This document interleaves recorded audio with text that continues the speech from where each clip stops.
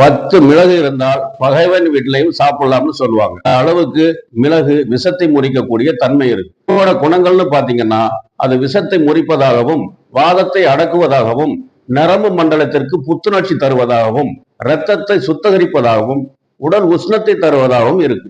அப்புறம் பசியின்மை செரியாமை போன்ற குறைபாடுகளுக்கு மிளகு நல்ல மருந்தாகும். மேலும் மிளகை உணவில் தினந்தோறும் சாப்பிட்டு வந்தால் செரிமானத்தை தூண்டுகிறது. இந்த ஹைட்ரோகுளோரிக் அமிலம் உடலை சுத்தம் செய்கிறது, இறப்பை நோய்களை தடுக்கிறது. மேலும் கருப்பு மிளகில் பாக்டீரியா எதிர்ப்பு குணங்கள் உள்ளதால் சளி மற்றும் இருமலை குணப்படுத்த அது பெரிதும் உதவும். கதகதப்புடன் காரசாரமாக இருப்பதால் சளியை நீக்கி அடைபட்டிருக்கும் மூக்கிற்கு நிவாரணியாக விளங்கும்.